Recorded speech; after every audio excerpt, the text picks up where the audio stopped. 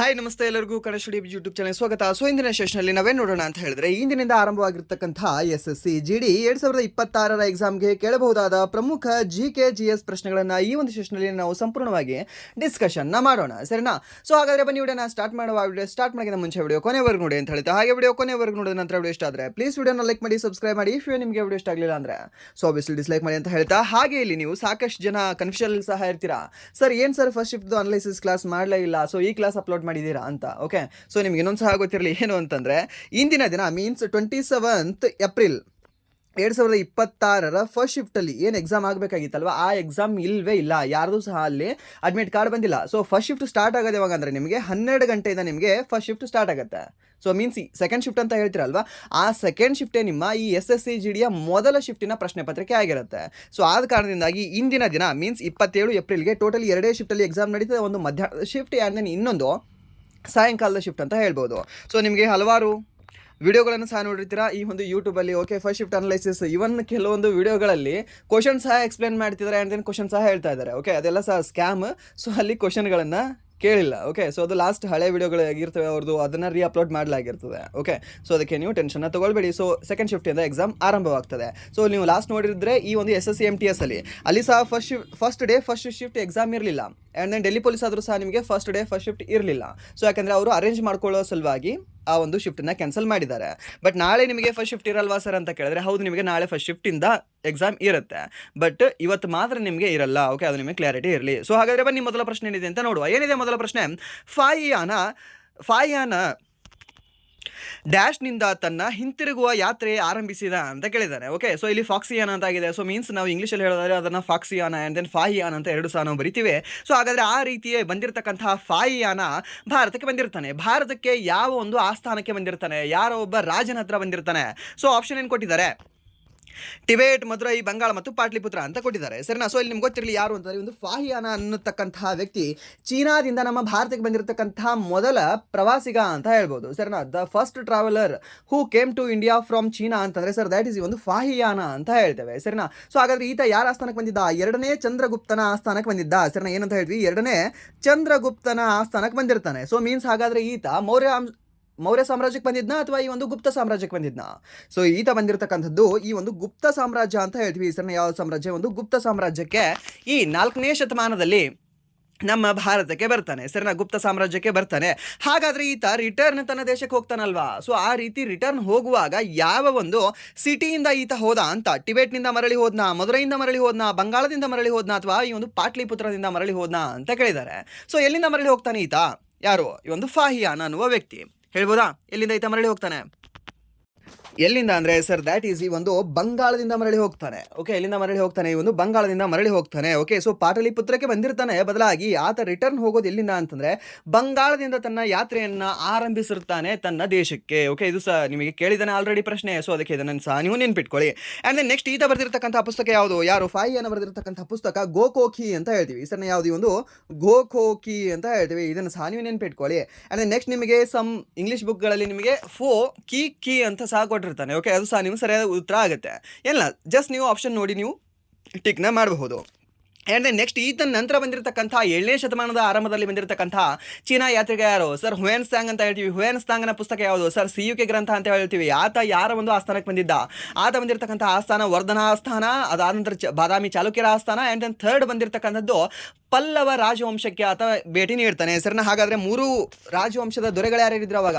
So ವರ್ಧನ ಆಸ್ಥಾನದ ದೊರೆ, and then next ಈ ಒಂದು ಬಾದಾಮಿಯ 2ನೇ ಚಾಲುಕ್ಯ, 2ನೇ ಪುಲಕೇಶಿ ಅಂತ ಹೇಳ್ತೀವಿ, ಅಥವಾ ಇಮ್ಮಡಿ ಪುಲಕೇಶಿ ಅಂತ ಹೇಳ್ತೀವಿ. ಆ್ಯಂಡ್ ದೆನ್ ಇಮ್ಮಡಿ ಪುಲಕೇಶಿಯ ನಂತರ 1ನೇ ನರಸಿಂಹದೇವನ ಹತ್ರ ಸಹ ಯಾರು? ಇವನು 1ನೇ ನರಸಿಂಹವರ್ಮನ ಆಸ್ಥಾನಕ್ಕೆ ಸಹ ಈತ ಭೇಟಿ ನೀಡ್ತಾನೆ. ಯಾರು ಅಂತಂದರೆ ಈ ಒಂದು ಹುಯೆನ್ಸಾಂಗ್ ಅಂತ ಹೇಳ್ತೀವಿ. ಹುಯೆನ್ಸಾಂಗ್ನ ಪುಸ್ತಕ ಯಾವುದು? CUK ಗ್ರಂಥ ಅಂತ ಹೇಳ್ತೀವಿ. ಹಾಗಾದರೆ ಈ ಒಂದು ನರ್ಮದಾ ನದಿ ಕಾಳಗದ ಬಗ್ಗೆ ಉಲ್ಲೇಖವಾಗಿರ್ತಕ್ಕಂಥ ಪುಸ್ತಕ ಯಾವುದು? ಗೋಕೋಕಿನ ಅಥವಾ ಈ ಒಂದು CUKನ ಅಂತ ಕೇಳಿದ್ರೆ ಅವಾಗ ನೀವು ಹೇಳಬೇಕಾಗಿರ್ತಕ್ಕಂಥ ಆನ್ಸರ್ ಸರ್ ದ್ಯಾಟ್ ಈಸ್ ಈ ಒಂದು CUK ಅಂತ ಹೇಳಬೇಕಾಗುತ್ತೆ. ಆ್ಯಂಡ್ ದೆನ್ ನೆಕ್ಸ್ಟ್ ಪ್ರಶ್ನೆ, ಮಲ್ಲಿಕಾ ಸಾರಾಭಾಯಿಗೆ ಪಾಲ್ಮೆ ಡಿಒಆರ್ ಪ್ರಶಸ್ತಿ ನೀಡಿದ ದೇಶ ಯಾವುದು ಅಂತ ಕೇಳಿದ್ದಾನೆ, ಸರ್. ಈ ಒಂದು ಪಾಲ್ಮೆ ಡಿಒಆರ್ ಪ್ರಶಸ್ತಿಯನ್ನು ನೀಡ್ತದೆ. ಸೊ ಹಾಗಾದರೆ ಆ ಒಂದು ನೀಡಿರ್ತಕ್ಕಂತಹ ದೇಶ ಯಾವುದು ಅಂತ? ಯಾವ ದೇಶ ನೀಡಿರಬಹುದು? ಇಂಡಿಯಾ, ಭಾರತ, ಅಮೆರಿಕ, ಜಪಾನ್ ಮತ್ತು ಫ್ರಾನ್ಸ್ ಅಂತ ಕೊಟ್ಟಿದ್ದಾರೆ. ಸೊ ಇದಕ್ಕೆ ಸರಿಯಾದ ಉತ್ತರ ಯಾವುದಾಗುತ್ತೆ? ಯಾವುದು ಅಂದರೆ ಸರ್ ದ್ಯಾಟ್ ಈಸ್ ಒಂದು ಫ್ರಾನ್ಸ್ ಅಂತ ಹೇಳ್ತೀವಿ, ಸರ್ನಾ. ಸೊ ಇದು ನಿಮಗೆ ಸ್ಟಾಟಿಕಲಿ ಜಾಸ್ತಿ ಕೇಳ್ತಾನೆ. ಓಕೆ, ಸೊ ಈ ವರ್ಷ ಯಾರಿಗೆ ನೀಡಿದ್ದಾರೆ ಈ ಒಂದು DOR ಪ್ರಶಸ್ತಿ ಅಂತ ಕೇಳೋದು ಸ್ವಲ್ಪ ಕಡಿಮೆ, ಬಟ್ ಅದನ್ನು ಸಹ ಕೇಳ್ತಾನೆ, ಅದನ್ನು ಸಹ ಅಪ್ಡೇಟ್ ತಗೊಳ್ಳಿ. ಬಟ್ ಇಲ್ಲಿ ನಿಮಗೆ ಜಾಸ್ತಿ ಕೇಳೋದೇನು ಅಂತಂದರೆ ಒಂದು ಪಾಲ್ಮೆ ಡಿಯಾರ್ ಪ್ರಶಸ್ತಿ ನೀಡ್ತಕ್ಕಂತಹ ದೇಶ ಯಾವುದು ಅಂತ. ಓಕೆ, ಸೊ ಅದು ನಿಮ್ಗೆ ಗೊತ್ತಿರಲಿ ಯಾವುದು ಅಂದರೆ ಒಂದು ಫ್ರಾನ್ಸ್ ದೇಶ ಅಂತ ಹೇಳ್ತೀವಿ. ಹಾಗಾದರೆ ಬಾಫ್ಟಾ ಅವಾರ್ಡ್ಗಳನ್ನು ನೀಡ್ತಕ್ಕಂಥ ದೇಶ ಯಾವುದು ಸರ್? ಇಂಗ್ಲೆಂಡ್ ಅಂತ ಹೇಳ್ತೇವೆ. ಓಕೆ, ಅಂದರೆ ನೆಕ್ಸ್ಟ್ ಒಂದು ಕ್ಯಾನಸ್ ಫಿಲ್ಮ್ ಫೆಸ್ಟಿವಲ್ ನಡೀತಕ್ಕಂಥ ದೇಶ ಯಾವುದು ಸರ್? ಅಗೇನ್ ಈ ಒಂದು ಫ್ರಾನ್ಸ್ ಅಂತ ಹೇಳ್ತೇವೆ. ಓಕೆ, ಈ ರೀತಿ ನೀವು ನೆನ್ಪಿಟ್ಕೊಳ್ಳಿ, ಇದು ಸಹ ನಿಮಗೆ ನೆನ್ಪುಳಿತಕ್ಕಂಥ ಒಂದು ಟಾಪಿಕ್ ಆಗಿದೆ. ಆ್ಯಂಡ್ ದೆನ್ ನೆಕ್ಸ್ಟ್ ಪ್ರಶ್ನೆ, ಈ ಮಲ್ಲಿಕಾ ಸಾರಾಭಾಯಿ ಅವರು ಏನಿದಾರಲ್ವಾ, ಯಾವ ನೃತ್ಯಕ್ಕೆ ಸಂಬಂಧ ಹೊಂದಿದ್ದಾರೆ ಅಂತ ಸಹ ನಿಮಗೆ ಕೇಳ್ತಾನೆ. ಸರ್ ನೀವು ಒಂದು ಮಲ್ಲಿಕಾ ಸಾರಾಭಾಯಿ ಅವರು ಸಂಬಂಧ ಹೊಂದಿರತಕ್ಕಂಥ ನೃತ್ಯ ಯಾವುದು ಅಂದರೆ ಸರ್ ದ್ಯಾಟ್ ಇಸ್ ಒಂದು ತಮಿಳುನಾಡಿನ ಭರತನಾಟ್ಯ ನೃತ್ಯ ಅಂತ ಹೇಳ್ತೀವಿ. ಸರ್ ಯಾವುದು ಒಂದು ತಮಿಳುನಾಡಿನ ಭರತನಾಟ್ಯ ನೃತ್ಯ. ಓಕೆ, ಅದು ಸಹ ನೀವು ನೆನ್ಪಿಟ್ಕೊಳ್ಳಿ. ಅಂದರೆ ನೆಕ್ಸ್ಟ್ ಪ್ರಶ್ನೆ, ಅನುಚ್ಛೇದ 352 ಅಡಿ ರಾಷ್ಟ್ರೀಯ ತುರ್ತು ಪರಿಸ್ಥಿತಿ ಜಾರಿಯಲ್ಲಿದ್ದಾಗ ಸಂಸತ್ತು ಶಾಸನ ಸಭೆಗಳ ಅಧಿಕಾರಾವಧಿಯನ್ನು 1 ಸಾರಿಗೆ ಡ್ಯಾಶ್ ವರೆಗೆ ವಿಸ್ತರಿಸಬಹುದು ಅಂತ ಕೇಳಿದ್ದಾನೆ. ಓಕೆ, ಸೊ ಇವಾಗ ಶಾಸನ ಸಭೆಗಳು ಇರ್ತವೆ. ಓಕೆ, ಇವಾಗ ನಮ್ಮ ಮಣಿಪುರದ ಮೇಲೆ ಲಾಸ್ಟ್ ಇಯರ್ ಏನಾಗಿತ್ತು? ಓಕೆ, ಮಣಿಪುರದ ಮೇಲಲ್ಲ. ಓಕೆ, ಅದು 356ನೇ ವಿಧಿ. ಅದು ಹೇಗೆ ಅಂತಂದರೆ ಈ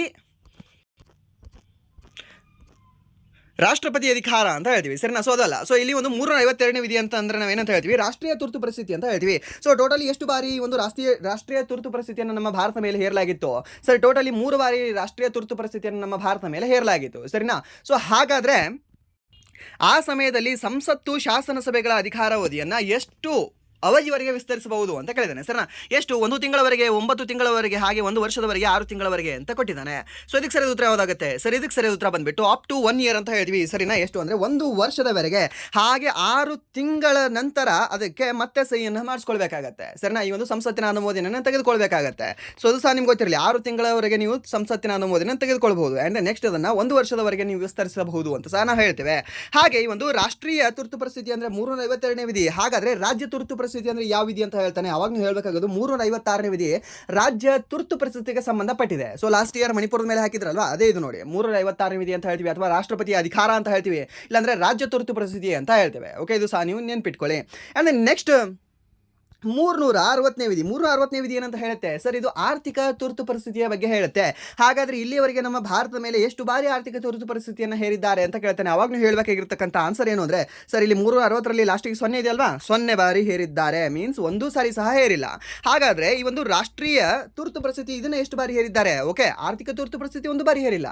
ಬಟ್ ಈ ಒಂದು ರಾಷ್ಟ್ರೀಯ ತುರ್ತು ಪರಿಸ್ಥಿತಿ ಎಷ್ಟು ಬಾರಿ ಹೇರಿದ್ದಾರೆ ಅಂದರೆ ಸರ್ 352 ಹೀಗೆ ಬರೀಬೇಕು. ಇಲ್ಲಿ ಫಸ್ಟ್ 3 ಇದೆ ಅಲ್ವಾ, ಇದನ್ನು ನಾನು ತಗೊಳ್ಬೇಕು ಅಂತ.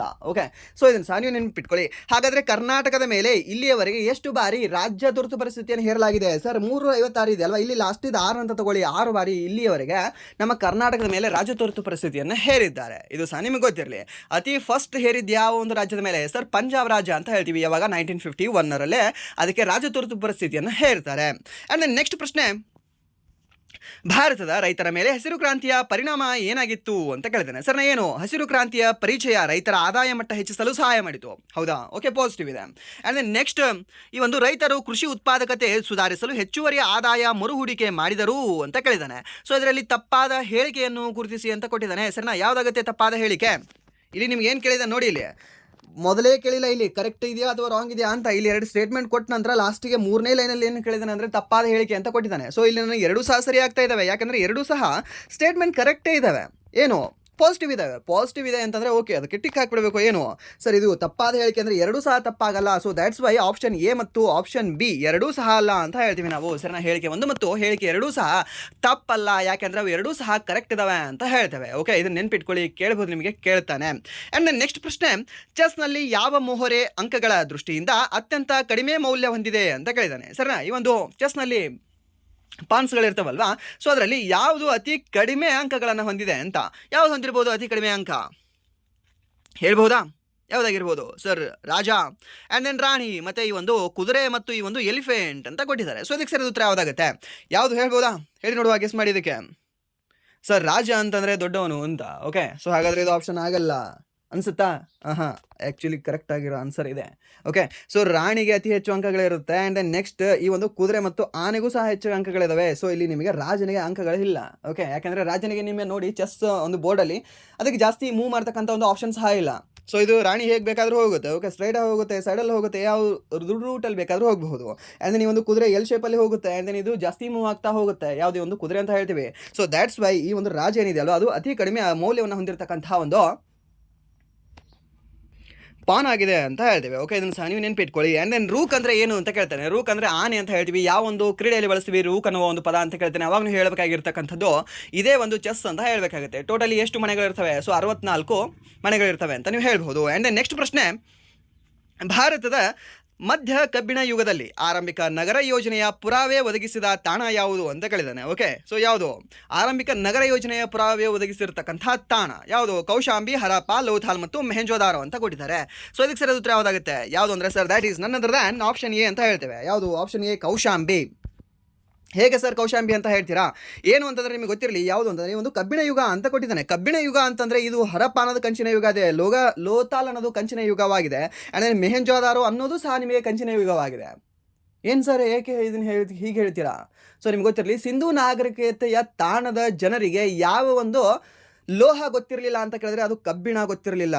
ಓಕೆ, ಸೊ ಹಾಗಾದರೆ ಕಬ್ಬಿಣ ಹೇಗೆ ಬರುತ್ತೆ ಸರ್? ಇಲ್ಲಿ ಗೆಸ್ ಮಾಡಿ ಹೇಳ್ಬೋದಲ್ಲ ಆನ್ಸರ್. ಸೊ ಯಾವುದಾಗುತ್ತೆ ಸರ್? ಕೆ ಫಾರ್ ಕಬ್ಬಿಣ, ಕೆ ಫಾರ್ ಕೌಶಾಂಬಿ ಅಂತ ಹೇಳ್ತೀವಿ. ಹಾಗೆ ಇವರಿಗೆ ಈ ಕಬ್ಬು ಬಗ್ಗೆ ಸಹ ಗೊತ್ತಿರಲಿಲ್ಲ, ಕಬ್ಬಿಣದ ಬಗ್ಗೆ ಗೊತ್ತಿರಲಿಲ್ಲ, ಕಬ್ಬಿನ ಬಗ್ಗೆ ಸಹ ಗೊತ್ತಿರಲಿಲ್ಲ, ಕುದುರೆ ಬಗ್ಗೆ ಸಹ ಇವರಿಗೆ ಐಡಿಯಾ ಇರಲಿಲ್ಲ ಅಂತ ಹೇಳಿದ್ದಾರೆ. ಸರಿನಾ? ಯಾರು? ಇತಿಹಾಸಕಾರರು. ಯಾರಿಗೆ? ಸಿಂಧೂ ನಾಗರಿಕತೆಯ ಜನರಿಗೆ. ಸೊ ಫಸ್ಟ್ ಈ ಡಿಸ್ಕವರಿ ಆಗಿರ್ತಕ್ಕಂಥ ಸಿಂಧೂ ನಾಗರಿಕತೆಯ ತಾಣ ಯಾವುದು ಸರ್? ಹರಪ್ಪ ಅಂತ ಹೇಳ್ತೀವಿ. ಯಾವ ವರ್ಷ? 1921.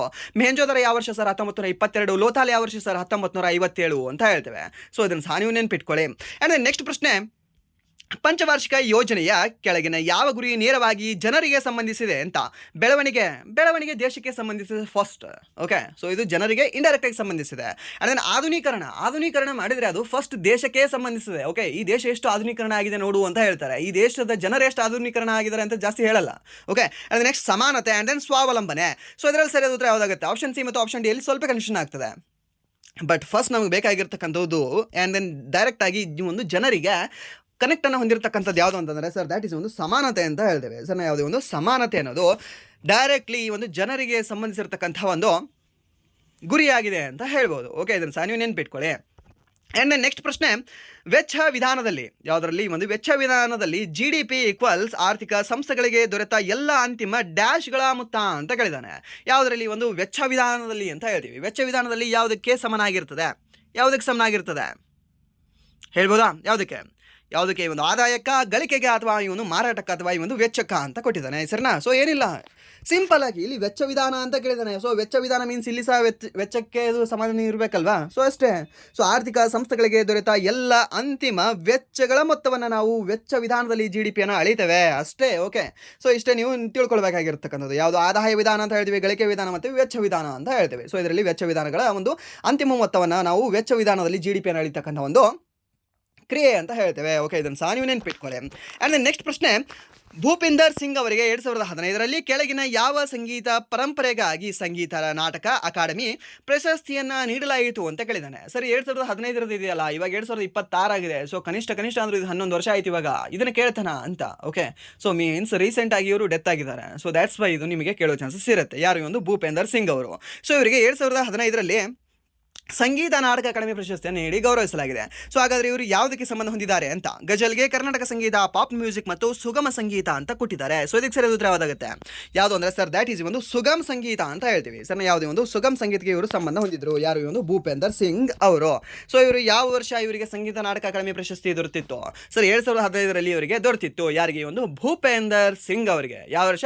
ಈ ಒಂದು 2015. ಯಾವ ಒಂದು ಕ್ಷೇತ್ರದಲ್ಲಿ? ಈ ಒಂದು ಸುಗಮ ಸಂಗೀತದ ಕ್ಷೇತ್ರದಲ್ಲಿ ನೀಡಿದ ಕೊಡುಗೆಗಾಗಿ. ಆ್ಯಂಡ್ ದೆನ್ ನೆಕ್ಸ್ಟ್ ಪ್ರಶ್ನೆ, ಬ್ಯಾಡ್ಮಿಂಟನ್ನಲ್ಲಿ ನೆಟ್ ಮೇಲೆ ಅಡ್ಡಗಾಗಿ ಹಾರಾಡುವ ವೇಗದ ಮತ್ತು ತಗ್ಗಿನ ಹೊಡೆತವನ್ನು ಡ್ಯಾಶ್ ಎಂದು ಕರೆಯಲಾಗ್ತದೆ ಅಂತ ಕೇಳಿದ್ದಾನೆ. ಸರಿನಾ? ಈ ಒಂದು ಬ್ಯಾಡ್ಮಿಂಟನ್ನಲ್ಲಿ ನೆಟ್ ಮೇಲೆ ಅಡ್ಡಲಾಗಿ ಹಾರಾಡತಕ್ಕಂತಹ ವೇಗದ ಮತ್ತು ತಗ್ಗಿನ ಹೊಡೆತವನ್ನು ಏನಂತೂ ಕರೆಯಲಾಗ್ತದೆ? ಫ್ಲಿಕ್ ಅಂತ ಕರೆಯಲಾಗ್ತದೆ, ಅರೆ ಅಂತ ಕರೆಯಲಾಗ್ತದೆ, ಡ್ರಾಪ್ ಅಂತ ಕರೆಯಲಾಗ್ತದೆ, ಅಂದರೆ ಈ ಒಂದು ಡ್ರೈವ್ ಅಂತ ಕರೆಯಲಾಗ್ತದೆ ಅಂತ ಕೇಳಿದ್ದಾನೆ. ಸರಿನಾ?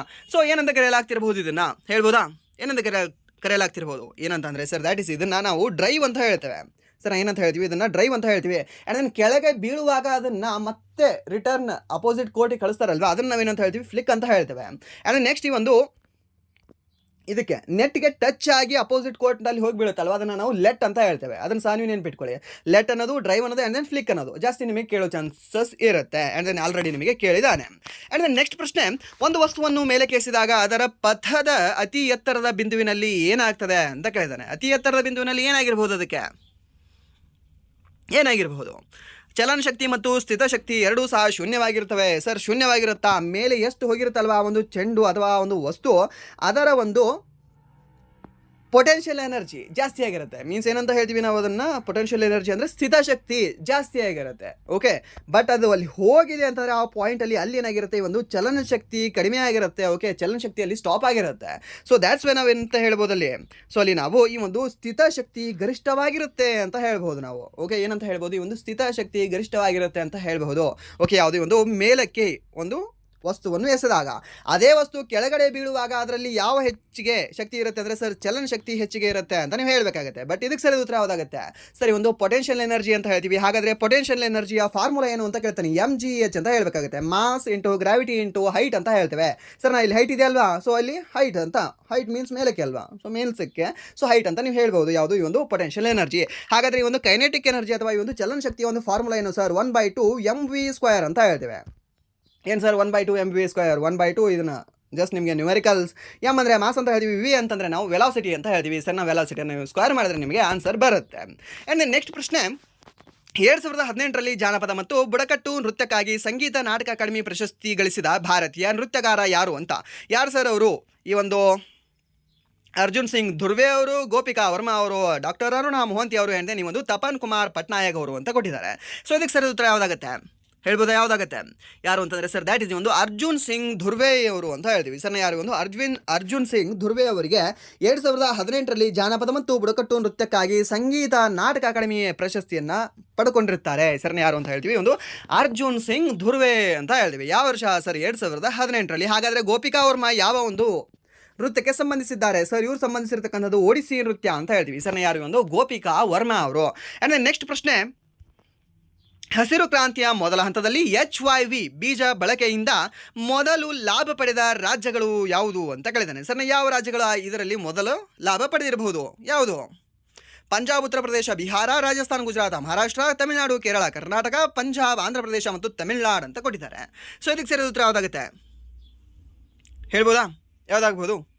ಗೆಸ್ ಮಾಡಿ ನೋಡುವ ಇಲ್ಲಿ ಯಾವುದಾಗುತ್ತೆ. ಓಕೆ, ಸೊ ಇಲ್ಲಿ 2 ಫಾರ್ಮುಲಾ ನಿಮ್ಗೆ ಹೇಳಿದೆ ಅಲ್ವಾ, ಅದು ಇಲ್ಲಿ ನಿಮಗೆ ಸ್ವಲ್ಪ ವರ್ಕ್ ಆಗಲ್ಲ. ಬಿಕಾಸ್ ಯಾಕಂದರೆ ಇಲ್ಲಿ ನಿಮಗೆ ಹರಿಯಾಣ ಕೊಟ್ಟಿಲ್ಲ. ಸೊ ದ್ಯಾಟ್ಸ್ ವೈ ಯಾವುದಾಗ್ಬೋದು ನಿಮ್ಗೆ ಆನ್ಸರ್? ಪಂಜಾಬ್, ಉತ್ತರ ಪ್ರದೇಶ, ಬಿಹಾರ ಆಗ್ಬೋದಾ, ಅಥವಾ ಈ ಒಂದು ಪಂಜಾಬ್, ಆಂಧ್ರ ಪ್ರದೇಶ, ತಮಿಳುನಾಡು ಆಗಬಹುದಾ? ಗೆಸ್ ಮಾಡಿದ್ದೀರಾ? ಇಲ್ಲಾಂದರೆ ಕರೆಕ್ಟ್ ಆನ್ಸರ್ ಹೇಳಿರ್ಬೋದಾ? ಯಾವುದು? ಆಪ್ಷನ್ ಎ ಅಲ್ಲ, ಆಪ್ಷನ್ ಡಿ. ಓಕೆ, ಯಾವುದು ಅಂದರೆ ಪಂಜಾಬ್, ಆಂಧ್ರ ಪ್ರದೇಶ ಮತ್ತು ತಮಿಳುನಾಡು. ಓಕೆ, ಸೊ ಇವು ಗರಿಷ್ಠ ಲಾಭವನ್ನು ಪಡೆದಿರತಕ್ಕಂಥ ರಾಜ್ಯಗಳಾಗಿದ್ದಾವೆ. ಓಕೆ, ಸೊ ಇವು ನೆನ್ಪಿಟ್ಕೊಳ್ಳಿ. ಯಾವುದು ಅಂತ ಹೇಳ್ತೀವಿ? ಆಪ್ಷನ್ ಡಿ ಅಂತ ಹೇಳ್ತೀವಿ, ಪಂಜಾಬ್, ಆಂಧ್ರ ಪ್ರದೇಶ ಮತ್ತು ತಮಿಳುನಾಡು. ಓಕೆ, ಸೊ ಇದು ನಿಮಗೆ ಇಂಪಾರ್ಟೆಂಟ್ ಆಗುತ್ತೆ. ಆ್ಯಂಡ್ ನೀವು ಒಂದು ಭತ್ತದ ಕಣಜ ಆಂಧ್ರ ಪ್ರದೇಶ, ಹಾಗಾಗಿ ಸಹ ನೀವು ಇದನ್ನು ಹೇಳ್ಬೋದು. ಸೊ ಇದಕ್ಕೆ ಸರಿಯಾದ ಉತ್ತರ ಯಾವುದಂದ್ರೆ ಆಪ್ಷನ್ ಡಿ ಅಂತ ಹೇಳ್ತೇವೆ. ಓಕೆ, ಸೊ ನಿಮಗೆ ಎರಡೇ ರಾಜ್ಯಗಳು ಕೊಟ್ಟ ಅಂತಂದರೆ ಅವಾಗ ನೀವು ಹೇಳಬೇಕಾಗಿರ್ತಕ್ಕಂಥದ್ದು ಪಂಜಾಬ್ ಮತ್ತು ಹರಿಯಾಣ ಅಂತ ಹೇಳಬೇಕಾಗತ್ತೆ. ಓಕೆ, ಸೊ ಇದು ಸಹ ನಿಮ್ಗೆ ಗೊತ್ತಿರಲಿ. ಆ್ಯಂಡ್ ನೆಕ್ಸ್ಟ್ ಪ್ರಶ್ನೆ, ಈ HYV ಅಂದರೆ ಏನು? HYV high yielding variety seeds ಅಂತ ಹೇಳ್ತೀವಿ. ಸರ್ ಯಾವುದು? ಈ ಒಂದು HYVS ಆ್ಯಕ್ಚುಲಿ ಇದು HYVS ಇಲ್ಲಿ ಬೀಜ ಅಂತ ಅವನೇ ಮೆನ್ಷನ್ ಮಾಡಿದ್ದಾನೆ. ಹೈ ಈಲ್ಡಿಂಗ್ ವೆರೈಟಿ ಸೀಡ್ಸ್ ಅಂತ ಹೇಳ್ತೀವಿ. ಸೀಡ್ಸ್ ಅಂದರೆ ಇಲ್ಲಿ ಬೀಜ ಅಂತ ಮೆನ್ಷನ್ ಮಾಡಿದ್ದಾನೆ. ಓಕೆ, ಬೀಜ ಅಂತ ಮೆನ್ಷನ್ ಮಾಡಿದ್ದಾನೆ. ಆ್ಯಂಡ್ ನೆಕ್ಸ್ಟ್ ಪ್ರಶ್ನೆ, ಸಂಗೀತ ನಾಟಕ ಅಕಾಡೆಮಿ ಭಾರತ ಸಂಗೀತ, ನೃತ್ಯ ಮತ್ತು ನಾಟಕದ ರಾಷ್ಟ್ರೀಯ ಅಕಾಡೆಮಿ ಇದನ್ನು 1952ರಲ್ಲಿ ಆಗಿನ ಡ್ಯಾಶ್ನ ನಿರ್ಣಯದ ಮೂಲಕ PV ರಾಜಮನ್ನಾರ್ ಮೊದಲ ಅಧ್ಯಕ್ಷರಾಗಿ ಸ್ಥಾಪಿಸಲಾಯಿತು ಅಂತ. ಸರ್ನಾ ಯಾರ ಒಂದು ನಿರ್ಣಯದ ಮೂಲಕ? ಯಾವ ಒಂದು ಸಂಸ್ಕೃತಿ ಸಚಿವಾಲಯ ನಿರ್ಣಯ ಮೂಲಕ. ಯಾವ ಸಚಿವಾಲಯ ಅದು? ಯಾವ ಸಚಿವಾಲಯ ಅಂತಂದರೆ ಸರ್ ದ್ಯಾಟ್ ಈಸ್ ಈ ಒಂದು ಸಾರಿಗೆ ಸಚಿವಾಲಯ, ಕಲಾ ಸಚಿವಾಲಯ, ಶಿಕ್ಷಣ ಸಚಿವಾಲಯ ಮತ್ತು ನೃತ್ಯ ಸಚಿವಾಲಯ ಅಂತ ಕೊಟ್ಟಿದ್ದಾರೆ. ಸೊ ಇಲ್ಲಿ ಆನ್ಸರ್ ನಾವು ಗೆಸ್ ಮಾಡಿ ಹೇಳೋದಾದ್ರೆ ಆಪ್ಷನ್ ಡಿ ಅಂತ ಹೇಳ್ತೀವಿ, ಇಲ್ಲಾಂದರೆ ಆಪ್ಷನ್ ಬಿ ಅಂತ ಹೇಳ್ತೀವಿ.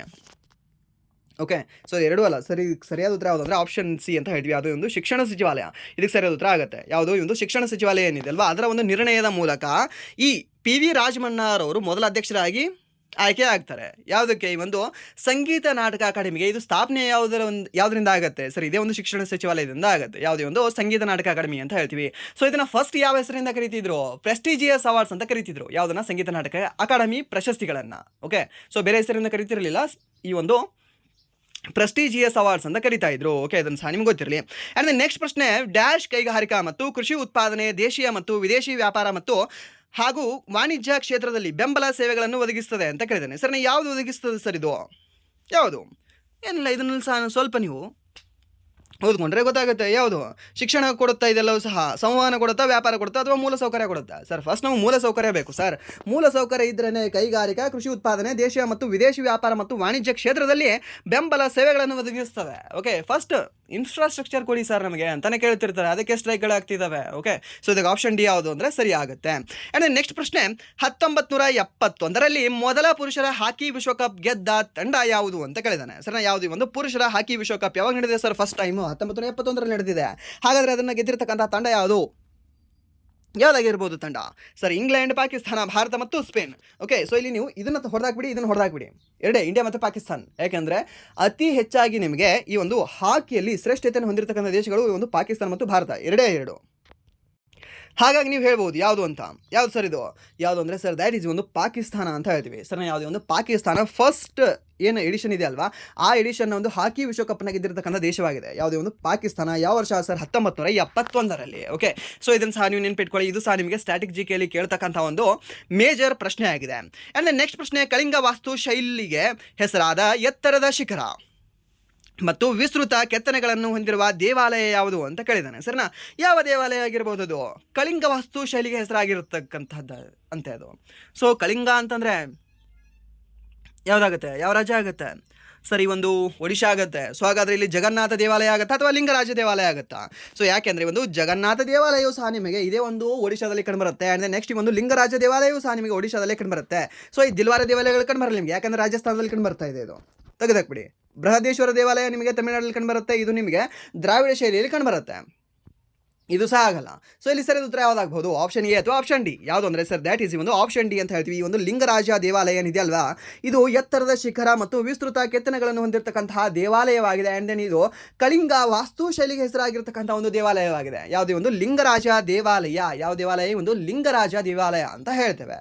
ಸೊ ಇದನ್ನು ಸಹ ನೀವು ನೆನ್ಪಿಟ್ಕೊಳ್ಳಿ. ಆ್ಯಂಡ್ ನೆಕ್ಸ್ಟ್ ಪ್ರಶ್ನೆ, ಬಡತನ ರೇಖೆಗಿಂತ ಕೆಳಗಿರುವ ಜನಸಂಖ್ಯೆಯ ಅನುಪಾತವನ್ನು ಬಡತನ ಅನುಪಾತ ಅಥವಾ ಡ್ಯಾಶ್ ಎಂದು ಕರೆಯಲಾಗ್ತದೆ ಅಂತ ಕೇಳಿದಾನೆ. ಏನಂತ ಕರೆಯಲಾಗ್ತದೆ ಸರಿ? ಒಂದು ಬಡತನ ರೇಖೆಗಿಂತ ಈ ಒಂದು BPLಗಿಂತ ಕಡಿಮೆ ಇರತಕ್ಕಂಥ ಜನರನ್ನ ಬಿಲೋ ಪಾವರ್ಟಿ ಲೈನ್ ಅಂತ ಹೇಳ್ತೇವೆ. ಓಕೆ, ಸೊ ಹಾಗಾದರೆ ಏನಂತ ಕರೆಯುತ್ತೀವಿ ನಾವು ಅವ್ರನ್ನ? ಹೇಳ್ಬೋದಾ? ಏನಂತ ಹೇಳ್ಬೋದು? ಏನು ಅಂತಂದರೆ ಸರ್ ದ್ಯಾಟ್ ಈಸ್ ಒಂದು ಹೆಡ್ ಕೌಂಟ್ ರೇಷೋ ಅಂತ ಕರಿತೇವೆ. ಸರ್ ಏನಂತ ಹೇಳ್ತೀವಿ ಅದನ್ನು? ಒಂದು ಹೆಡ್ ಕೌಂಟ್ ರೇಷೋ ಅಂತ ಹೇಳ್ತೀವಿ. ಬಡತನ ರೇಷೋ ಅಂತ ಸಹ ನಾವು ಹೇಳ್ಬೋದು, ಈ ಒಂದು ಪಾವರ್ಟಿ ರೇಷೋ ಅಂತ ಸಹ ಹೇಳ್ಬೋದು, ಇಲ್ಲ ಅಂತಂದರೆ ಹೆಡ್ ಕೌಂಟ್ ರೇಷೋ ಅಂತ ಸಹ ನಾವು ಹೇಳ್ಬಹುದು ಅಂತ ಹೇಳ್ತಾರೆ. ಓಕೆ, ಇದನ್ನು ಸಹ ನೀವು ನೆನ್ಪಿಟ್ಕೊಳ್ಳಿ. ಇದು ನೀವು ಜಸ್ಟ್ ನೆನ್ಪಿಟ್ಕೊಳ್ಳೇಬೇಕಾಗಿರ್ತಕ್ಕಂಥದ್ದು. ಇದಕ್ಕೆ ನಿಮಗೆ ಮತ್ತೆ ಟ್ರಿಕ್ ಅದು ಇದು ಅಂತ ಏನಿಲ್ಲ, ಜಸ್ಟ್ ಓದಲೇಬೇಕು, ಮೆಮರೈಸ್ ಮಾಡ್ಕೊಳ್ಳೇಬೇಕು, ನೆನ್ಪಿಟ್ಕೊಳ್ಬೇಕು ಅಷ್ಟೇ. ಓಕೆ, ಆ್ಯಂಡ್ ದೆನ್ ನೆಕ್ಸ್ಟ್ ಪ್ರಶ್ನೆ, ಮ್ಯಾಡಮ್ ಸರ್ ಎಂಬ ಇತ್ತೀಚೆಗೆ ಬಿಡುಗಡೆಯಾದ ಪುಸ್ತಕ ಕೆಳಗಿನ ಯಾವ ಮಹಿಳಾ IPS ಅಧಿಕಾರಿಯ ಕತೆ ಹೇಳುತ್ತದೆ ಅಂತ ಕೇಳಿದ್ದಾನೆ. ಸರ್ನಾ? ಸೊ ಯಾರ್ದು ಹೇಳ್ತದೆ ಇದು? ಯಾರವರು? ಕಿರಣ್ ಬೇಡಿ ಅವರು, ಮಂಜೂರಿ ಜರುಹರ್ ಅವರು, ಸಂಯುಕ್ತ ಪರಾಶರ್ ಅವರು, ಆ್ಯಂಡ್ ದೆನ್ ಕಾಂಚನ್ ಚೌಧರಿ ಭಟ್ಟಾಚಾರ್ಯ ಅಂತ ಕೊಟ್ಟಿದ್ದಾರೆ. ಸೊ ಇದಕ್ಕೆ ಸರಿ ಉತ್ತರ ಯಾವುದಾಗುತ್ತೆ? ಯಾರು ಅಂತಂದರೆ ಸರ್ ದ್ಯಾಟ್ ಈಸ್ ಒಂದು ಮಂಜೂರಿ ಜರುಹರ್ ಅವರು ಅಂತ ಹೇಳ್ತೀವಿ. ಸರ್ ಯಾವುದೇ ಒಂದು ಮ್ಯಾಡಮ್ ಮತ್ತು ಸರ್, ಮ್ಯಾಡಮ್ ಸರ್ ಅಂತಕ್ಕಂಥ ಒಂದು ಪುಸ್ತಕ ಬರೆದಿರ್ತಕ್ಕಂಥ ವ್ಯಕ್ತಿ ಯಾರು ಅಂದರೆ ಸರ್ ದ್ಯಾಟ್ ಈಸ್ ಒಂದು ಮಂಜೂರಿ ಜರುಹರ್ ಅವರು ಅಂತ ಹೇಳ್ತೇವೆ. ಓಕೆ, ಇದನ್ನು ಸಹ ನೀವು ನೆನ್ಪಿಟ್ಕೊಳ್ಳಿ. ಆ್ಯಂಡ್ ನೆಕ್ಸ್ಟ್ ಪ್ರಶ್ನೆ, ಒಂದು ನಿರುದ್ಯೋಗ ದರ ಡ್ಯಾಶ್ ಅನುಪಾತವಾಗಿ ಲೆಕ್ಕ ಹಾಕಲಾಗ್ತದೆ ಅಂತ ಕೇಳಿದ್ದಾನೆ. ನಿರುದ್ಯೋಗ ದರವನ್ನು ನಾವು ಯಾವ ಒಂದು ಅನುಪಾತದಿಂದ ಲೆಕ್ಕ ಹಾಕ್ತೇವೆ? ಯಾವ ಅನುಪಾತ ಸರ್? ಯಾವ ಅನುಪಾತ ಅಂದರೆ ನಿರುದ್ಯೋಗಿಗಳು ಮತ್ತು ಕಾರ್ಮಿಕ ಬಲದ ನಡುವೆ ಹಾಕ್ತಕ್ಕಂತಹ ಒಂದು ಅನುಪಾತ ಏನಿದೆಯಲ್ಲ, ಅದನ್ನು ನಾವು ನಿರುದ್ಯೋಗ ದರದ ಅನುಪಾತ ಅಂತ ಹೇಳ್ತೀವಿ. ಯಾವುದೇ ಒಂದು ನಿರುದ್ಯೋಗಿಗಳು ಮತ್ತು ಕಾರ್ಮಿಕ ಬಲದ ನಡುವೆ ಇರತಕ್ಕಂತಹ ಒಂದು ಅನುಪಾತವನ್ನು ನಾವು ಲೆಕ್ಕ ಹಾಕ್ತೇವೆ. ಓಕೆ, ಇದನ್ನು ಸಹ ನೀವು ನೆನ್ಪಿಟ್ಕೊಳ್ಳಿ. ಉದ್ಯೋಗಿಗಳು ಬರೋದೇ ಇಲ್ಲ, ಒಟ್ಟು ಜನಸಂಖ್ಯೆ ಬರೋದೇ ಇಲ್ಲ. ಆ್ಯಂಡ್ ನೆಕ್ಸ್ಟ್ ನಿರುದ್ಯೋಗಿಗಳು ಇಲ್ಲಿ ಅಂದರೆ ಒಟ್ಟು ಜನಸಂಖ್ಯೆ ಅದು ಕೊಟ್ಟಿದ್ದಾನೆ. ಒಟ್ಟು ಜನಸಂಖ್ಯೆಗಲ್ಲ, ಇಲ್ಲಿ ನಿರುದ್ಯೋಗಿಗಳು ಮತ್ತು ಕಾರ್ಮಿಕ ಬಲದ ಮಧ್ಯೆ ಇರತಕ್ಕಂಥ ಒಂದು ಅನುಪಾತವನ್ನು ನಾವು ಹೇಳ್ತೇವೆ. ಅಂದರೆ ನೆಕ್ಸ್ಟ್ ಪ್ರಶ್ನೆ, ರೈತರಿಂದ ಮಾರುಕಟ್ಟೆಯಲ್ಲಿ ಮಾರಾಟ ಮಾಡಿದ ಕೃಷಿ ಉತ್ಪನ್ನ ಭಾಗವನ್ನು ಡ್ಯಾಶ್ ಎಂದು ಕರೆಯಲಾಗ್ತದೆ ಅಂತ ಕೇಳಿದ್ದಾನೆ. ಈ ಒಂದು ರೈತರಿಂದ ಮಾರುಕಟ್ಟೆಯಲ್ಲಿ ಮಾರಾಟ ಮಾಡಿರ್ತಕ್ಕಂಥ ಕೃಷಿ ಉತ್ಪನ್ನ ಏನಿರುತ್ತಲ್ವಾ, ಇವಾಗ ಮಾರ್ಕೆಟಲ್ಲಿ ಮಂಡಿಯಲ್ಲಿ ಏನು ಮಾರಾಟ ಆಗ್ತದಲ್ವಾ, ಅದನ್ನು ನಾವು ಏನಂತ ಕರೆಯಲಾಗ್ತದೆ ಅಂತ? ಏನಂತ ಕರೆಯಲಾಗ್ತಿರಬಹುದು? ಏನು ಅಂತಂದರೆ ಸರ್ ದ್ಯಾಟ್ ಈಸ್ ಅದನ್ನು ನಾವು ಮಾರ್ಕೆಟ್ ಮಾಡಿದ ಹೆಚ್ಚುವರಿ ಅಂತ ಹೇಳ್ತೀವಿ. ಸರ್ನ ಸೊ ಇನ್ ಇಂಗ್ಲೀಷಲ್ಲಿ ಹೇಳೋದಾದರೆ ನಾವು ಮಾರ್ಕೆಟೆಡ್ ಸರ್ಪ್ಲಸ್ ಅಂತ ಹೇಳ್ತೀವಿ. ಸರ್ ಏನಂತ ಹೇಳ್ತೀವಿ? ಮಾರ್ಕೆಟೆಡ್ ಸರ್ಪ್ಲಸ್ ಅಂತ ಹೇಳ್ತೀವಿ. ರೈತರಿಂದ ಮಾರುಕಟ್ಟೆ ಮಾಡಿರ್ತಕ್ಕಂತಹ ಕೃಷಿ ಉತ್ಪನ್ನ ಭಾಗವನ್ನು ನಾವು ಮಾರ್ಕೆಟ್ ಸರ್ಪ್ಲಸ್ ಅಂತ ಹೇಳ್ತೇವೆ. ಸರ್ ಏನಂತ ಹೇಳ್ತೀವಿ? ಅದೊಂದು ಮಾರ್ಕೆಟ್ ಸರ್ಪ್ಲಸ್ ಅಂತ ಹೇಳ್ತೀವಿ. ಸೊ ಇದನ್ನು ಸಹ ನೀವು ಜಸ್ಟ್ ಮೆಮರೈಸ್ ಮಾಡ್ಕೊಳ್ಳಿ, ನೆನ್ಪಿಟ್ಕೊಳ್ಳಿ. ಓಕೆ, ಆ್ಯಂಡ್ ನೆಕ್ಸ್ಟ್ ಪ್ರಶ್ನೆ, ಸರಾಯು ಸಾಯಿಗೆ 2006ರಲ್ಲಿ ಯಾವ ನೃತ್ಯ ಶೈಲಿಗೆ ನಾಟ್ಯ ಕಲಾಜ್ಯೋತಿ ಪ್ರಶಸ್ತಿ ನೀಡಲಾಯಿತು ಅಂತ ಕೇಳಿದ್ದಾನೆ. ಸರ್ನಾ? ಸರ್ ಇದನ್ನೆಲ್ಲ ಸಹ ನಾನು ನೆನ್ಪಿಟ್ಕೊಳ್ಬೇಕಾ ಅಂದರೆ ಇದನ್ನೆಲ್ಲ ನಿಮಗೆ ಕೇಳಿಲ್ಲ, ಜಸ್ಟ್ ಏನು ಕೇಳಿದಾನೆ ಅಂದರೆ ಸರಾಯು ಸಾಯಿಗೆ ಯಾವ ಒಂದು ನೃತ್ಯ ಸಂಬಂಧಿಸಿದೆ ಅಂತ ಕೇಳಿದಾನೆ ಅಷ್ಟೇ. ಓಕೆ, ಸರಾಯು ಸಾಯಿಗೆ ಯಾವ ಒಂದು ನೃತ್ಯಕ್ಕೆ ಸಂಬಂಧ ಹೊಂದಿದ್ದಾರೆ ಇವರು? ಯಾವುದಕ್ಕೆ ಸಂಬಂಧ ಹೊಂದಿದ್ದಾರೆ ಹೇಳ್ಬೋದಾ? ಯಾವುದು ಸರ್? ಭರತನಾಟ್ಯಂ, ಒಡಿಶಿ, ಮತ್ತೆ ಒಂದು ಕಥಕ್ ಮತ್ತು ಕುಚಿಪುಡಿ ಅಂತ ಕೊಟ್ಟಿದ್ದಾರೆ. ಸೊ ಇದಕ್ಕೆ ಸರಿಯಾದ ಉತ್ತರ ಯಾವುದಾಗುತ್ತೆ ಅಂದರೆ ಸರ್ ದ್ಯಾಟ್ ಇಸ್ ಒಂದು ಆಂಧ್ರ ಪ್ರದೇಶದ ಕುಚಿಪುಡಿ ಅಂತ ಹೇಳ್ತೀವಿ. ಯಾವುದೇ ಒಂದು ಆಂಧ್ರ ಪ್ರದೇಶದ ಕುಚಿಪುಡಿಗೆ ಈ ಸರಾಯು ಸಾಯಿ ಅವರು ಸಂಬಂಧ ಹೊಂದಿದ್ದಾರೆ. ಓಕೆ, ಯಾರಂತ ಹೇಳ್ತೀವಿ? ಈ ಒಂದು ಕುಚಿಪುಡಿಗೆ ಈ ಒಂದು ಸರಾಯಿ ಸಾಯಿ ಅವರು. ಆ್ಯಂಡ್ ನೆಕ್ಸ್ಟ್ ಪ್ರಶ್ನೆ, ಡ್ಯಾಶ್ ಎಂದರೆ ಸಾಲ ಮರುಪಾವತಿ ಆಗುವ ತನಕ ಸಾಲಗಾರ ಋಣದಾತನಿಗೆ ಭರವಸೆಯಾಗಿ ಬಳಸುವ ತನ್ನ ಸ್ವಂತ ಆಸ್ತಿ ಎಂದಾಗಿದೆ ಅಂತ. ಸರ್ನ ಯಾವುದದು? ಮೇಲಾಧಾರ, ಸಾಲ, ಸ್ಥಿರ ಆಸ್ತಿ ಮತ್ತು ಹೊಣೆ ಅಂತ ಕೇಳಿದ್ದಾನೆ ಸರ್ನ. ಸೊ ಏನನ್ನು ನೀಡ್ತಾರೆ? ಅಡ ಇಡೋದು ಅಂತ ಹೇಳ್ತೀವಲ್ವ ನಾವು, ಏನದು ಹೇಳ್ಬೋದಾ? ಏನಾಗಿರ್ಬೋದು ಇದು ಆನ್ಸರ್ ಅಂತ? ಸರ್ ಮೇಲಾಧಾರ, ಸಾಲ, ಸ್ಥಿರ ಆಸ್ತಿ ಮತ್ತು ಹೊಣೆ ಅಂತ. ಓಕೆ, ಹೊಣೆ ಯಾಕೆ ಆತನ ಕೊಟ್ಟಿರೋನ ಮೇಲೆ ಹಾಕ್ತಾರೆ ಇವರು. ಓಕೆ, ಇದು ಅಲ್ಲ ಸರ್. ಸಾಲ ಎಂದರೆ ಸಾಲ ಮರುಪಾವತಿ ಅಂತೆ. ಓಕೆ, ಇದು ರಾಂಗ್ ಆಗುತ್ತೆ. ಅಂದರೆ ಸ್ಥಿರ ಆಸ್ತಿ. ಓಕೆ, ಇದೆಲ್ಲ ಮೇಲಾಧಾರ ಅಂತ ಹೇಳ್ತೀವಿ. ಓಕೆ, ಮೇಲಾಧಾರ. ಓಕೆ, ನಾನು ಅಡ ಇಟ್ಟು ಹೋಗ್ತಿದ್ದೀನಿ. ಓಕೆ, ಸೊ ಆ ರೀತಿ ಹೇಳೋದನ್ನು ನಾವು ಆಪ್ಷನ್ ಇದಕ್ಕೆ ಸರಿಯಾದ ಉತ್ತರ ಆಗುತ್ತೆ ಅಂತ ಹೇಳ್ತೀವಿ. ಎಲ್ಲ ಸ್ವಲ್ಪ ಕುತ್ಕೊಂಡು ಯೋಚನೆ ಮಾಡಿದ್ರೆ ನಿಮ್ಗೆ ಆನ್ಸರ್ ಸಿಗುತ್ತೆ. ಹೇಗೋ ಒಂದು 30 ಸೆಕೆಂಡ್ ಟೈಮ್ ಇರುತ್ತೆ ಅಲ್ವ ನಿಮಗೆ, 30 ಸೆಕೆಂಡಲ್ಲಿ ನೀವು ಆನ್ಸರ್ ಮಾಡಬಹುದು. ಆ್ಯಂಡ್ ನೆಕ್ಸ್ಟ್ ಪ್ರಶ್ನೆ, ಉಸ್ತಾದ್ ಅಸದ್ ಅಲಿ ಖಾನ್ ಯಾವ ವಾದ್ಯ ನುಡಿಸುತ್ತಿದ್ದರು ಅಂತ ಕೇಳಿದಾನೆ ಸರ್ನ. ಯಾರು? ಉಸ್ತಾದ್ ಅಸದ್ ಅಲಿ ಖಾನ್ ಅವರು ಯಾವ ಒಂದು ವಾದ್ಯಕ್ಕೆ ಸಂಬಂಧ ಹೊಂದಿದ್ರು? ಸರ್ ಇವರು? ಯಾವುದು? ಸರೋದ್ಗೆ. ಸರ್ ಸರೋದ್ಗೆ ಉಸ್ತಾದ್ ಖಾನ್ ಅವರು. ಆ್ಯಂಡ್ ದೆನ್ ಸಂತೂರ್ ಅಂತ ಕೊಟ್ಟಿದ್ದಾರೆ, ಆ್ಯಂಡ್ ದೆನ್ ಸಿತಾರ್ ಅಂತ ಕೊಟ್ಟಿದ್ದಾರೆ, ಆ್ಯಂಡ್ ದೆನ್ ನೆಕ್ಸ್ಟ್ ಒಂದು ರುದ್ರವೀಣಾ ಅಂತ ಕೊಟ್ಟಿದ್ದಾರೆ. ಸೊ ಹಾಗಾದರೆ ಇಲ್ಲಿ ಉಸ್ತಾದ್ ಅಸದ್ ಅಲಿ ಖಾನ್ ಅವರು ಯಾವುದಕ್ಕೆ ಸಂಬಂಧ ಹೊಂದಿದ್ದಾರೆ ಅಂತ? ಯಾವುದಕ್ಕೆ ಸಂಬಂಧ ಹೊಂದಿದ್ದಾರೆ ಇವರು ಯಾವುದಕ್ಕೆ ಅಂದರೆ ಸರ್ ದ್ಯಾಟ್ ಇಸ್ ಒಂದು ರುದ್ರವೀಣೆಗೆ ಇವರು ಸಂಬಂಧ ಹೊಂದಿದ್ದಾರೆ. ಸರ್ನ ರುದ್ರವೀಣೆಗೆ ಯಾರು ಅಂದರೆ ಸರ್ ದ್ಯಾಟ್ ಇಸ್ ಒಂದು ಉಸ್ತಾದ್ ಅಸದ್ ಅಲಿ ಖಾನ್ ಅವರು ರುದ್ರವೀಣೆಗೆ ಸಂಬಂಧ ಹೊಂದಿದ್ದಾರೆ. ನೆನ್ಪಿಟ್ಕೊಳ್ಳಿ ಇದನ್ನು ಸಹ. ಆ್ಯಂಡ್ ನೆಕ್ಸ್ಟ್ ಪ್ರಶ್ನೆ, ಈ ಒಂದು ಕ್ಲಾಸಿನ ಕೊನೆಯ ಪ್ರಶ್ನೆ, ನೃತ್ಯ ಮತ್ತು ನರ್ತಕಿ ಉಲ್ಲೇಖ ಕೆಳಗಿನ ಯಾವ ವೇದದಲ್ಲಿ ಬರುತ್ತದೆ ಅಂತ ಕೇಳಿದ್ದೇನೆ. ಋಗ್ವೇದ, ಸಾಮವೇದ, ಯಜುರ್ವೇದ ಮತ್ತು ಅಥರ್ವವೇದ. ಓಕೆ, ಸೊ ಇದನ್ನು ಸಹ ನಿಮಗೆ ಎಸ್ಟರ್ಡೇ ಕ್ಲಾಸಲ್ಲಿ ಹೇಳಿಲ್ವಾ? ಯಾವುದರಲ್ಲಿ ಬರುತ್ತೆ? ಋಗ್ವೇದ, ಸಾಮವೇದ, ಯಜುರ್ವೇದ ಮತ್ತು ಅಥರ್ವವೇದ. ಸೊ ಇದಕ್ಕೆ ಸರಿ ಉತ್ತರ ಯಾವುದಾಗುತ್ತೆ ಅಂದರೆ ಸರ್ ದ್ಯಾಟ್ ಇಸ್ ಒಂದು ನೃತ್ಯ ಮತ್ತು ನರ್ತಕಿ ಅಂದರೆ ಸರ್ ಋಗ್ವೇದ. ಓಕೆ, ನಿಮಗೇನಾದರೂ ಅಲ್ಲಿ ಸಂಗೀತ ಅಂತ ಬಂದರೆ ದ್ಯಾಟ್ ಈಸ್ ಒಂದು ಸಾಮವೇದ. ಅಲ್ಲೇನಾದರೂ ನಿಮಗೆ ಮ್ಯಾಜಿಕ್ ಅಂತ ಬಂದರೆ ಸರ್ ದ್ಯಾಟ್ ಈಸ್ ಒಂದು ಅಥರ್ವವೇದ. ಅಲ್ಲೇನಾದರೂ ಯಜ್ಞ ಯಾಗಾದಿಗಳು ಅಂತ ಬಂದರೆ ನಿಮಗೆ ಯಜುರ್ವೇದ ಅಂತ ಹೇಳ್ತೇವೆ. ಓಕೆ, ಸೊ ಇದು ನೆನ್ಪಿಟ್ಕೊಳ್ಳಿ. ಯಾವುದು ಅಂತ ಹೇಳ್ತೀವಿ? ಒಂದು ನೃತ್ಯ ಮತ್ತು ನರ್ತಕಿ ಎಂಬ ಈ ಒಂದು ಉಲ್ಲೇಖ ಯಾವುದರ ವೇದದಲ್ಲಿ ಕಂಡುಬರುತ್ತೆ ಅಂದರೆ ಸರ್ ದ್ಯಾಟ್ ಈಸ್ ಒಂದು ಋಗ್ವೇದದಲ್ಲಿ ಕಂಡುಬರುತ್ತೆ. ಓಕೆ, ಇದನ್ನು ಸಹ ನೀವು ನೆನ್ಪಿಟ್ಕೊಳ್ಳಿ. ಆ್ಯಂಡ್ ನೆಕ್ಸ್ಟ್ ಇಂದಿನ ಕ್ವಶನ್ ಪ್ರಶ್ನೆ ಏನು ಅಂತಾರೆ ನಿಮಗೆ, ಹೋಮ್ವರ್ಕ್ ಪ್ರಶ್ನೆ. ಕಥಕ್ನಲ್ಲಿ ನಿಲ್ಲುವ ಭಂಗಿಗಳಾದ ಬಳಸಲಾಗುವ ಪದ ಯಾವುದು ಅಂತ ಕೇಳಿದ್ದಾನೆ ಸರ್. ಈ ಒಂದು ಕಥಕ್ನಲ್ಲಿ ನಿಲ್ತಕ್ಕಂತಹ ಭಂಗಿಗಳನ್ನು ನಾವು ಯಾವ ಒಂದು ಪದದಿಂದ ಹೇಳ್ತೇವೆ ಅಂತ? ಥಾಟ್ ಅಂತ ಹೇಳ್ತೀವಿ, ಪಾದಕಾರ್ಯ ಅಂತ ಹೇಳ್ತೀವಿ, ಫಿರೌಟ್ ಅಂತ ಹೇಳ್ತೀವಿ, ಆ್ಯಂಡ್ ದೆನ್ ಸಮ ಅಂತ ಹೇಳ್ತೀವಿ ಅಂತ ಕೊಟ್ಟಿದ್ದಾನೆ. ಸೊ ಇದನ್ನು ಹೋಮ್ವರ್ಕ್ ಪ್ರಶ್ನೆ ಆಗಿ ತಗೊಳ್ಳಿ. ಆ್ಯಂಡ್ ದೆನ್ ಈ ಒಂದು ಹೋಮ್ವರ್ಕ್ ಪ್ರಶ್ನೆಗೆ ನೀವು ಆನ್ಸರ್ ಮಾಡಿ ಅಂತ ಹೇಳ್ತಾ, ಆ್ಯಂಡ್ ನೆಕ್ಸ್ಟ್ ಇಲ್ಲಿವರೆಗೂ ವಿಡಿಯೋ ನೋಡೋದಕ್ಕಾಗಿ ಫಸ್ಟ್ ಆಫ್ ಆಲ್ ಧನ್ಯವಾದಗಳು. ಆ್ಯಂಡ್ ದೆನ್ ಇಲ್ಲಿವರೆಗೂ ವಿಡಿಯೋ ನೋಡಿ ನಿಮಗೆ ಏನಾದರೂ ವಿಡಿಯೋ ಇಷ್ಟ ಆಗಿದ್ರೆ ಪ್ಲೀಸ್ ವಿಡಿಯೋನ ಲೈಕ್ ಮಾಡಿ, ಸಬ್ಸ್ಕ್ರೈಬ್ ಮಾಡಿ. ಇಫ್ ನಿಮಗೆ ವಿಡಿಯೋ ಇಷ್ಟ ಆಗಲಿಲ್ಲ ಅಂದರೆ ಸೊ ಆಬ್ವಿಯಸ್ಲಿ ಡಿಸ್ಲೈಕ್ ಮಾಡಿ ಅಂತ ಹೇಳ್ತಾ, ಹಾಗೆ ನಿಮಗೆ ನೆಕ್ಸ್ಟ್ ವಿಡಿಯೋ ಶೀಘ್ರದಲ್ಲೇ ನಿಮ್ಮ ಸೆಕೆಂಡ್ ಶಿಫ್ಟಿನ ಅನಲೈಸಿಸ್ ವಿಡಿಯೋನ ತೊಗೊಂಡು ನಿಮಗೆ ಬರ್ತೇವೆ. ಓಕೆ, ಸೊ ಅಲ್ಲಿವರೆಗೂ ಸಹ ವೇಟ್ ಮಾಡಿ ಅಂತ ಹೇಳ್ತಾ ವಿಡಿಯೋನ ಇಲ್ಲಿಗೆ ಏನು ಮಾಡ್ತೀನಿ. Once again thank you so much.